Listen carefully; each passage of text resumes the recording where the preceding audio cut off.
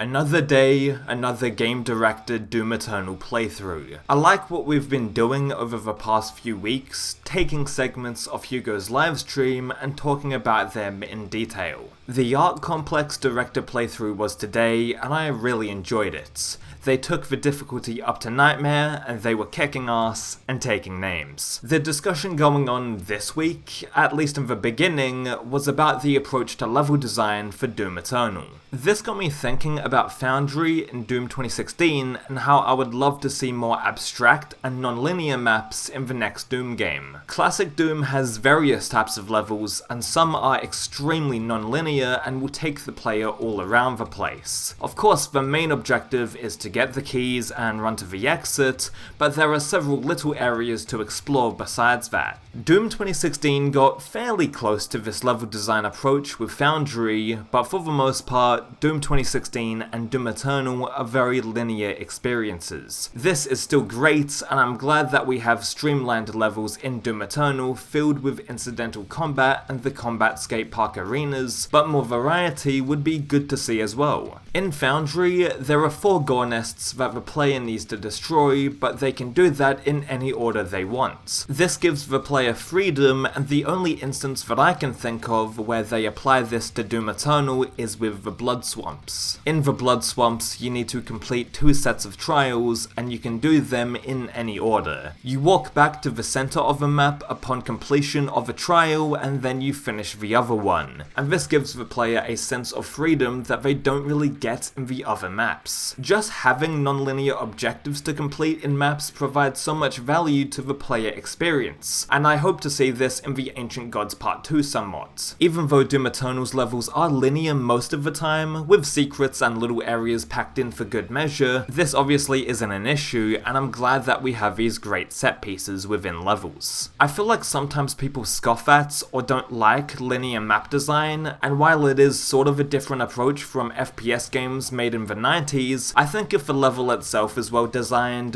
then that's the main thing that should matter. Also, it's not like these new Doom games haven't used any non-linear level design approaches, since they all have secrets to find and everything else like that. I hope to see even more non-linear level styles in Doom Eternal, with objectives that you can complete in any order and even more hidden areas. I imagine it would be difficult to create non-linear maps in Doom Eternal with branching paths similar to Classic Doom, because you get all of your resources back by yourself. In Classic Doom, you would need to explore around for health and ammo because you can't just perform a glory kill or chainsaw to get all of it back. That being said, having non-linear objectives would be fun to see implemented more in the Ancient Gods Part 2. I think having Classic Doom mazes return in Doom Eternal is a bit of a stretch considering that the resources that those mazes house can be collected by the player themselves. Doom Eternal is mostly a linear experience, but it is a well-designed linear experience that gives the player a ton of brilliant set pieces. As id Software gets better at making Doom levels and more accustomed to it, I think we will see more maps like Foundry or the Blood Swamps to explore. This would be just a byproduct of them getting more ambitious and more hungry to make better levels. That is going to do it for me though, and while this is a shorter video, I apologize for that,